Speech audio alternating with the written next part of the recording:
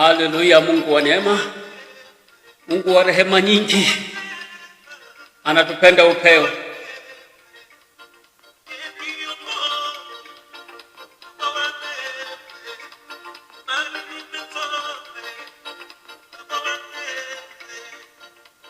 Mungu wa neema.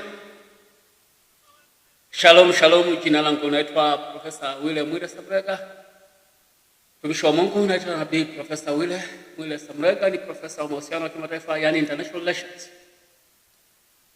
PhD professor. Kona endeleza ushuhuda na kama mmefuatilia hapo nyuma nilianza kueleza kwamba niliacha kazi yangu kwa benki na bado nilikuwa namtumikia Mungu. Nilikuwa nimeanza huduma, lakini nakukumbusha kwamba wakati naenda kazini Mungu aliniambia niende kwenye hiyo kazi ya benki. Wanaisifiwa sana. Mimi mzaliwa wa kwanza, babangu na mamangu na mtoto wa kwanza. Mzaliwa wa kwanza, mimi tumezaliwa wanaume wanne, na aliyebahatika kusoma vizuri shule ni mimi. Kwa hiyo upande wa babangu na upande wa mamangu, manake mama kwa nilikuwa mtu wa kwanza kuajiriwa kufanya kazi za kuajiriwa. Tulikuwa na mwalimu wala nesi. Nazungumza kazi ambazo zimezoreka kwa ajili ya jamii. Ni watu ambao Mungu amewajalia au walimu na wauguzi wapo wengi wakitumika. Familia nyingi zimebarikiwa. Sio wote, ni neema ambayo inatokea hapo. Lakini kile kilitokea ndugu, ni Mungu aliniambia acha kazi, niliacha kazi. Lakini nilieleza mapito tulipita. Changamoto tulipita, tulikosa paka chakula shida, lakini hakuna hatua ambayo nikaamua kwamba nikatafuta tena kazi. Bado nilikuwa namwangalia Bwana, bado nilikuwa namwangalia msalaba. Mapito yanamuimarisha mtu, mapito ni sehemu ya training. Mapito ni sehemu ya kumsogeza mtu, mapito ni sehemu ya Mungu kwamba aweze amtengeneze mtu aweze kufikia mahali ambapo Mungu anahitaji kwamba aweze kufikia. Inawezekana unapita mahali lakini usikate tamaa, muangalia msalaba. Naamini wapo ambao walisimama pamoja nasi kwa ajili ya kutuombea, ambao tunawajua, wengine pengine tuwajui. Mungu anaweza kashusha mzigo tu kwa ajili ya kuomba Mungu atuache tuangamie. Lakini zilikuwa nyakati ngumu sana, ni nyakati ambazo nilikuwa njia panda. Mtu mmoja anasema kwamba jaribu sipo kuacha njia panda, jua hiyo ni changamoto tu. Kwa changamoto moja nilikuwa natafuta kwamba niache huduma. Nyakati ngumu, nyakati za giza, lakini katikati ya giza neema ya Mungu inasimama na kuweza kutupigania. Lakini katikati ya nyakati hizo hakuna ambaye mtumaini ya Bwana kaibishwa. Daudi anasema sijaona mwenye, nimekuwa mzee sasa ni kijana. Tangu nimekuwa kijana na sasa ni mzee, sijaona mwenye haki ameachwa. Amepita mahali na changamoto na shida zikiwa zimesimama. Kisoma habari ya Daudi, kisoma habari za watumishi mbalimbali, lakini wakiendelea kumtumainia Bwana.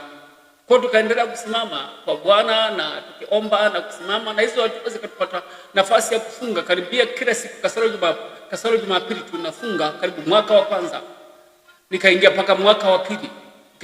Ukiona nguvu zimeisha kwamba kesho sifungi, kesho Mungu anakutia nguvu tena unafunga. Naona kuna kiu ya kufunga kama kiu kali ya maji. Naomba neema Mungu iwe juu ya watu ambao wanapita kwenye nyakati hizo, kwamba wakitaka kwamba wasiende mbele, kuna nguvu automatically kutoka mbinguni za Roho Mtakatifu ambazo zinambana mtu na hakikisha anasonga mbele. Kwa Mungu alimpa nafasi. The first time nikaomba mwaka wa kwanza na mwaka wa pili kasoro Jumapili tu. Lakini niliwahi soma wale habari ya mtumishi wa Mungu marehemu Moses Prora. Uwezo kutaja urokore na upende kwa nchi ya Tanzania, kati ya watu ambao wamehubiri Mungu amewatumia kuhubiri habari njema, Moses Prora.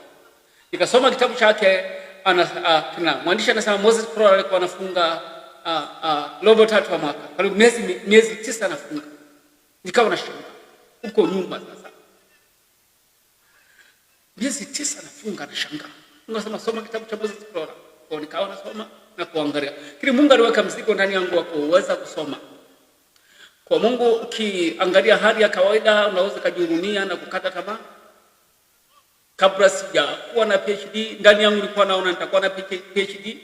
Na awali nilifanya mawasiliano na chuo kimoja kule Marekani, lakini vyuo Marekani ni gharama. Marekani ndio inaongoza kuwa na mfumo wa elimu, ndio inaongoza kuwa na elimu bora duniani, ndio ambayo inaongoza kuwa na elimu ambayo ni gharama. Moja nchi ambazo elimu ni gharama duniani, nchi ya Marekani. Ndio nchi ambayo inaongoza kuwa na mfumo bora wa elimu duniani. Kifuatilia Kwa baadaye nikakata tamaa halali nyingi, sasa naangalia vitu vinginevyo. Mungu akasema utaenda chuoni utasoma. Kwa nikaanza masomo yangu.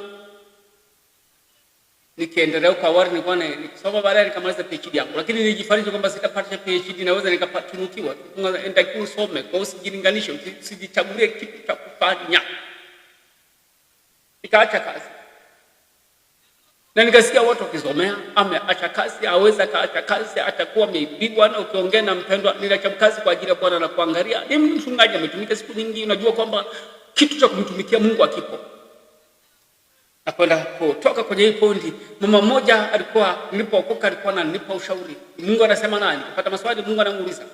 Baadaye alisema kama naacha kazi. Alijibu no, hakunijibu vizuri, nikashangaa sana. So, umeacha kazi.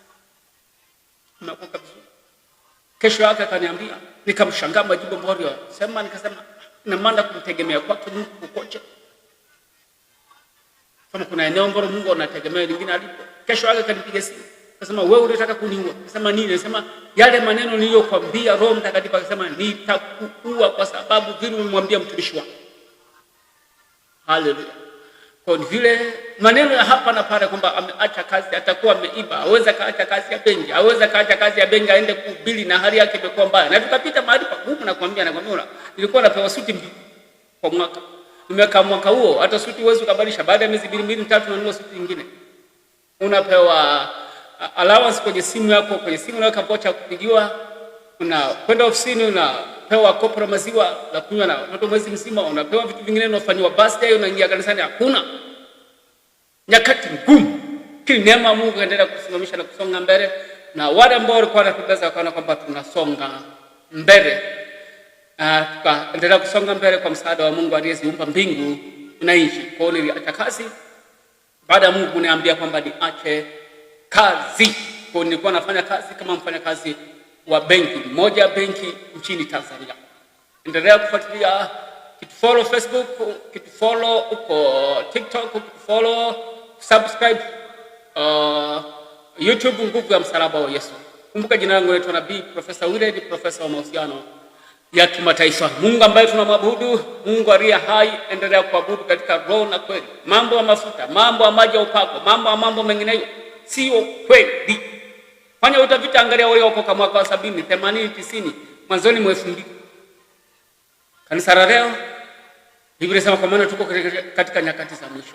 Atakayevumilia mpaka mwisho ndiye atakayeokoka. Yamkini hata uteule wangu wakapotea.